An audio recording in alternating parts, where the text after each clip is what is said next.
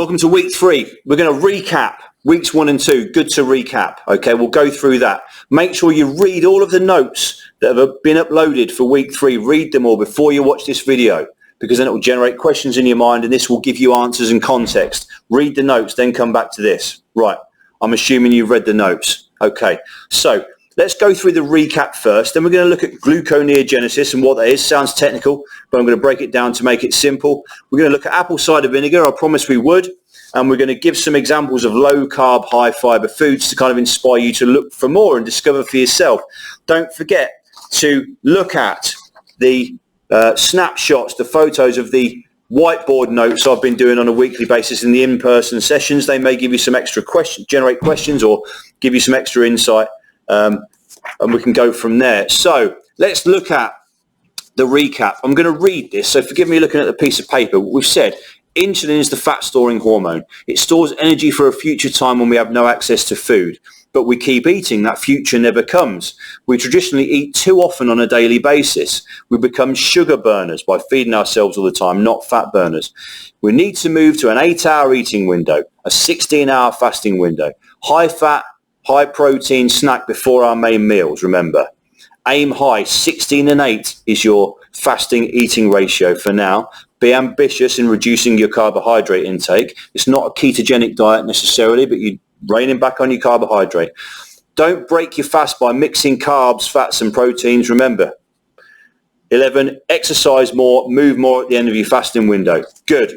Then we understood fiber. Fiber is a carb that doesn't affect insulin. We can calculate net carb content in the presence of fiber. Winner, it's a gift. Fiber is good.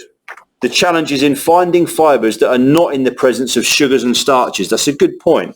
Trying to find high fiber foods that aren't attached to sugars and starches is difficult, but we'll look at some examples. There's 2 types of fiber, soluble and insoluble. Soluble is more efficient as it absorbs water.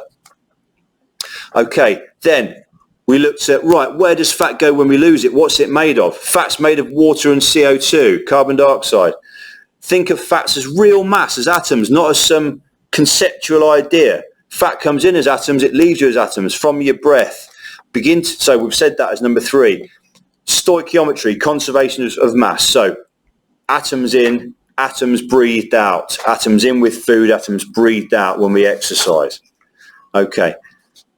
84% of fat is lost as CO2 that we breathe out, 16% as water that we either breathe out or excrete in some other way. So we literally breathe out, sweat out, wee out, pee out fat, okay? So to breathe more, we must move more, and it's a reminder that we should exercise towards the end of our fasting window when we're most efficient at accessing and burning fat. That leads me nicely into the discussion about gluconeogenesis. It sounds very complicated. The very word glucose, sugar, neo, new, genesis, beginning. So what is it?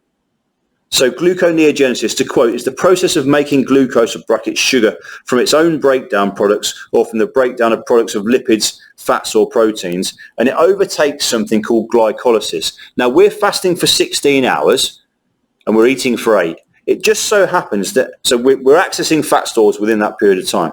But up to that point as well, your body is going through a process of what's called glycolysis, where it's using carbs from glycogen stores in your liver, right? But when that is typically expended and runs out at 16 hours, after 16 hours, something called gluconeogenesis happens. I'm going to tell you what that is in a minute. But week 3 is about stepping forward away from your 16 hours fasted, stepping into 18 and 6. 18 hours fasted, 6-hour eating window. You don't have to, but you will speed up your fat loss. And this is why. So gluconeogenesis creates energy from stored tissues, and it generates it from other places like fats, proteins, and lactates. So essentially, when we, on this note here, we just drive down, there's some other information in there, which you can message me, ask me about, and I'll give you some more detail if you need to. But if we drill down to what it means in terms of specifics around fat loss, because that's what we're interested in, it means this. The deeper we go into our fast, the more our body utilizes fat. There is more gluconeogenesis and not glycolysis from 16 hours. Right.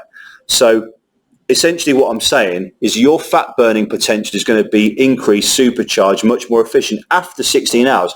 We're doing really well. The traditional intermittent fasting time is 16-8, but you get extra benefit after 16 hours because of gluconeogenesis. Essentially, the further you get into a fasted state, the lesser the presence of insulin. Okay, because we know that when we eat, we spike insulin. When we don't, insulin starts to dissipate. So when there's a decrease in insulin, it gives rise to something called, and don't worry about these technical terms, right? I want it just to mean something in terms of its mechanism and a reason to go into 18-6 rather than 16-8. So then the decrease in insulin leads to an increase in something called hormone-sensitive lipase. And you can read about that if you want to. It's up to you. It's there for you to discover if you want to discover. Hormone-sensitive lipase essentially releases and liberates fat. We want that. So after 16 hours, there's much greater presence of what's called hormone-sensitive lipase. Just trust me on that.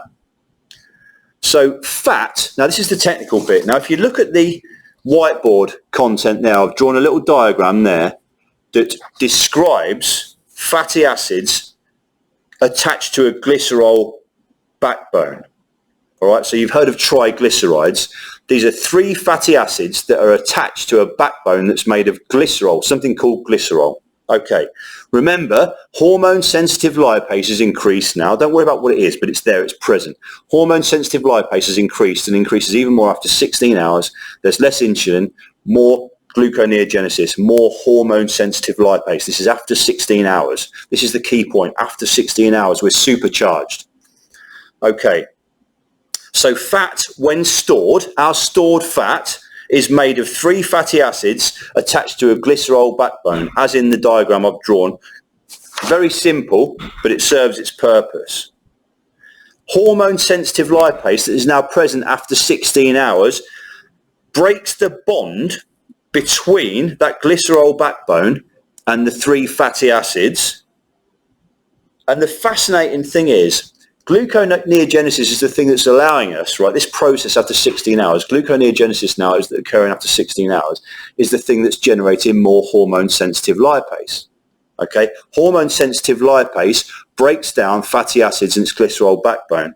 But the fascinating thing is, something that fuels gluconeogenesis is glycerol. So the more we're in gluconeogenesis, the more we have hormone-sensitive lipase, the more we break down 3 fatty acids away from the glycerol backbone, the more that glycerol backbone feeds gluconeogenesis, the more fat we liberate, the more fat we burn, the more fat we breathe out, the more fat we lose. So I've said it's a self-fulfilling loop of gluconeogenesis and fat loss that increases from 16 hours.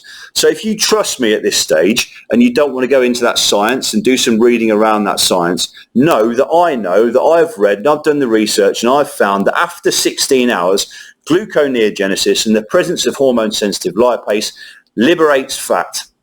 So you're more likely to liberate fat. On top of all the benefits you've got in accessing fat stores up to 16 hours, now you've got the benefit after 16 hours, okay? And this is why I'm asking you this week at week 3 to try and step forward away from 16-8 into 18-6. Okay, brilliant. So that stands for what it is.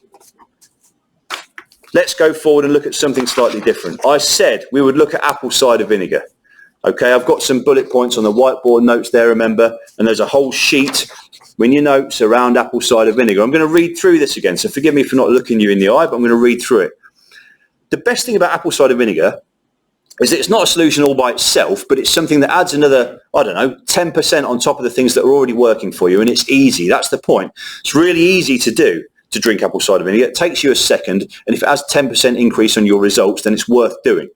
So I've said it's a simple addition to your new habits. It doesn't break your fast. Apple cider vinegar in water doesn't break your fast. Winner. Drives down insulin levels.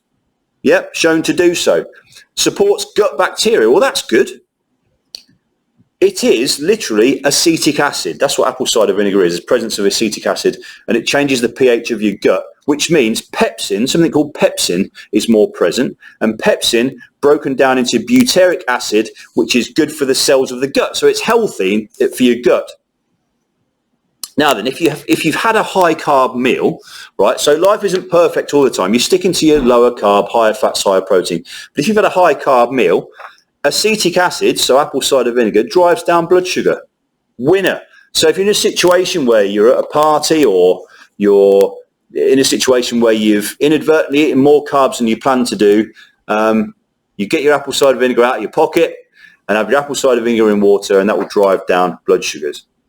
And it also reduces glucose transporters, and it reduces disaccharides that break down sugars into smaller components, which means it limits the access to the bloodstream of sugars.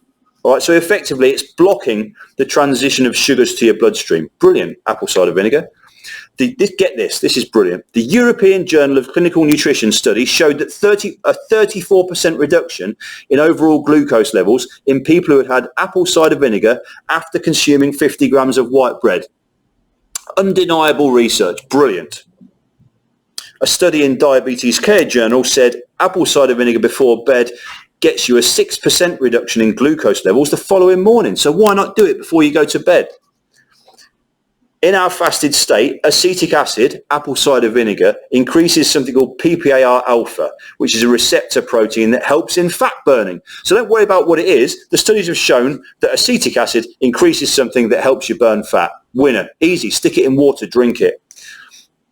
And it's shown to increase the function of something called AMPK, which is an energy sensor that tells your body to utilize fat stores. So apple cider vinegar, initially I said 1 tablespoon in water. You can go to 2 tablespoons in water, but a good tumbler of water, ice cold, makes it taste better, does all of these things that help biologically in burning fat. Why not do it? Apple cider vinegar. Get yourself some. Make sure it's with the mother, which is all the different bits that ferment when it's being made. Good for your gut bacteria. Good. So we've discussed fibres earlier in the plan, and we were looking at some sample low carb, high fibre foods before. Look in your notes. You'll be able to see in your notes that I found a couple on there, and they're designed to inspire you to go and look for yourself. All right. The more you look, the more you'll find. Take responsibility, enjoy it. You're now changing the way you look at foods, all right, and their macros, and you're discovering that actually some of these things like shirataki noodles or rosemary crackers made of various different things that are from places that focus on ketogenic diets. Remember, this isn't a ketogenic diet, but if you're looking for low carb foods, they're the places you can sometimes go.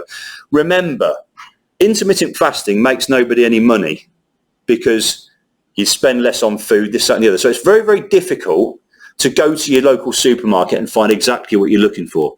But you're not the same as everybody else now. You're trying to go that extra mile. So you've got to go and find and discover. So go online, look, research, ask me if you need to ask me about where to look for things. And you can find things like high fiber foods, which are low carb, like these 2 examples that I've given you. Okay, wonderful. That's week 3. Enjoy. Remember, you're pushing yourself to 18 and 6. You can.